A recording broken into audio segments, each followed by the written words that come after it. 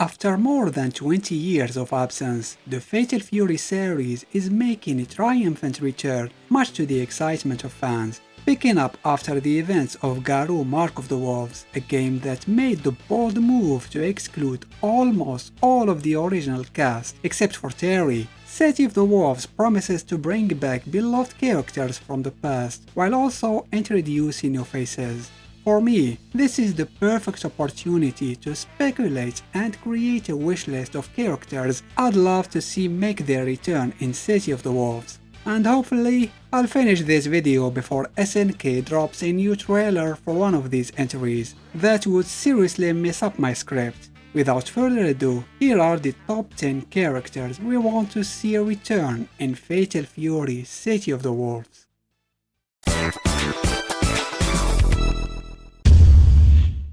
Bob Wilson has been a key figure in the Fatal Fury lineup ever since his debut in Fatal Fury 3, as the second manager of the Pow Pow Cafe and a dedicated student of Richard Mayer, who originally brought capoeira to the SNK universe. Bob quickly carved out his own place in the franchise. While he wasn't SNK's first capoeira fighter, he was, for a long time, the most recognized representative of the style thanks to his fun gameplay and cool spirited design. Back in the day, Bob was the undisputed favorite in my neighborhood arcades when he first appeared, and he continued to be a beloved character in later games. Unfortunately, despite his popularity, Bob never made it into the King of Fighters series as a playable character. Zarina swooped in and took that spot, which is a real shame. So, if anything, let's bring Bob back to his roots in the new Fatal Fury City of the Wolves. I never claim that my list is exclusively for Fatal Fury figures, as long as the character is from a game set in the same timeline as Fatal Fury, they're fair game for inclusion. Gai Tendo, the protagonist of Buriki 1 and the mid-boss in KOF 11, is a perfect example. His distinctive fighting style, despite being popular in the real world, sets him apart with his MMA approach and his brash personality. However, Guy remains somewhat of an enigma, and his reintroduction in City of the Wolves could be a great opportunity to delve deeper into his character and backstory. One thing we definitely don't want to see return though is his dreadful super move from KOF 11, one of the most infuriatingly difficult supers ever. No one should have to endure that again. Do you remember Rick Strode, the other boxer from the Fatal Fury series? No? I don't blame you. He has only appeared in a single game, and it wasn't even part of the main canon, while his counterpart, Shan Fei, introduced at the same time in the same game, has made multiple appearances in the KOF series. Rick wasn't as fortunate. He was originally supposed to join KOF 99's roster, but, as you might have guessed, his spot was snatched by Shan Fei. To make matters worse, many of his moves and techniques were later taken by Vanessa. Talk about unfair treatment. With Vanessa's popularity, it's hard to see Rick making a return to KOF without a major revamp of his playstyle. But still, Rick deserves some redemption, and the best way to give him that is by securing his place in Fatal Fury City of the Wolves. The Jin brothers, Shunrei and Shonshu, were the hidden bosses of Fatal Fury 3 back when they were possessed by ancient spirits. Terry managed to free them by beating the crap out of them, of course. After that, they were taken in by Kim and Tang Furu, who began training them. But since then, we've heard nothing about them. The time jump that began with Garou Mark of the Wolves means that those once young brothers should be young men now in City of the Wolves. Thanks to their training under two different masters, their fighting styles should have evolved enough to make them two completely separate characters. And let's not forget the best thing about the Jin twins, their theme. It's one of the most epic tracks in the Fatal Fury series, and arguably in all of SNK's repertoire. Imagine a badass character with top-notch martial arts skills, pyrokinetic abilities, a mastery of the nunchaku, and a goofy yet lovable demeanor who somehow gets ignored and forgotten, never making a single appearance in KOF. That's Jackie Chan, hon-fu. As a detective from Hong Kong, his main motive and story arc was to arrest Yamazaki, and with Yamazaki still roaming free, why on earth has hon-fu been missing for so long? I've never had the chance to talk about him before, but I just love this character. It's a shame he fell into obscurity, especially since no other character has ever looked or fought quite like him. hon-fu was, and still is, a unique figure in the SNK roster. In City of the Wolves, he should be in his 40s by now, but that shouldn't slow down his martial arts prowess. Plus, a middle-aged goofy martial arts master with a nunchaku? That sounds like an incredibly cool character. And let's be honest, who doesn't love Jackie Chan?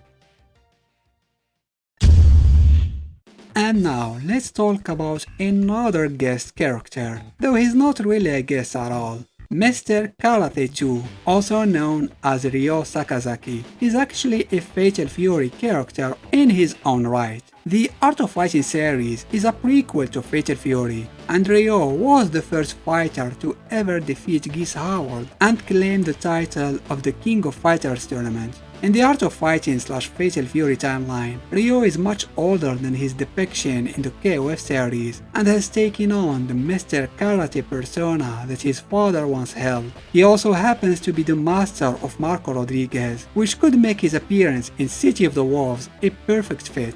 Imagine him as a surprise mid-boss, testing his pupil's progress. This wouldn't be Ryo's first appearance in a Fatal Fury game either. His surprising role as a hidden boss in Fatal Fury Special was the spark that led to the creation of the Dream Match games featuring multiple SNK characters, ultimately resulting in the birth of the KOF series.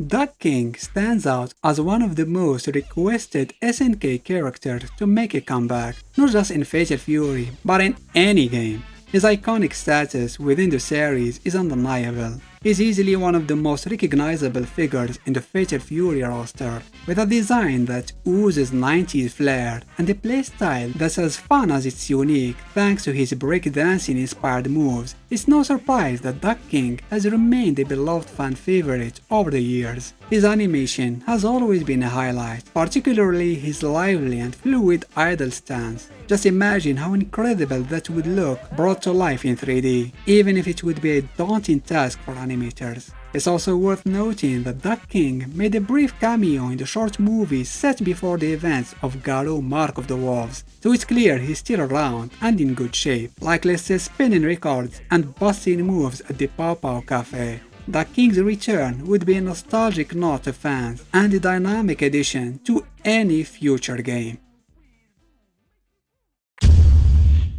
Like many of the OG Fatal Fury characters, Blue Mary was notably absent in Garou, while her archetype was somewhat represented through her relative, Kevin. Let's be honest, Kevin is no Blue Mary, and he can never replace her. As an all-around fighter, Mary brings a versatile set of tools to the table. From her grappling techniques and potent DPs to her charge moves, she is not only effective, but also incredibly fun to play. Plus, she's the love interest of the series' main protagonist, Cherry Bogard. It would be fascinating to see how their relationship has evolved over the years. We know she is still in Southtown, and her appearance hasn't changed much, as shown in the short movie that takes place before the events of Garou. Out of all the characters on this list, Blue Mary is the most likely to actually make it into the roster. It was a huge mistake not to include her in Garou, and hopefully that oversight won't happen again. Oh, you bet the best character in the entire fighting game genre is making this list. Yamazaki needs no introduction. This iconic figure started off as a henchman for the Jin brothers, but his story took a wide turn in KOF when he was revealed as one of the Hakishus. Despite this, his arc in the Fatal Fury series never quite evolved the way a character like Yamazaki deserves. That's exactly why he should be in City of the Wolves. With Geese out of the picture, the power vacuum in South Town is just begging for someone like Yamazaki to step in. He's got the charisma, the muscle, and the sheer ruthlessness to become one of the new crime lords of the city. Plus, his return would be the perfect excuse to bring back hon-fu, as mentioned earlier. Let's not forget that Marco's ending in Garou hinted at Yamazaki's presence in South Town, still doing what he does best, spreading chaos. So please SNK, bring Yamazaki back to City of the Wolves and don't forget his knife. But wait, if Yamazaki isn't at the top of my list, who could possibly have taken that spot? Before answering this question, here are some honorable mentions.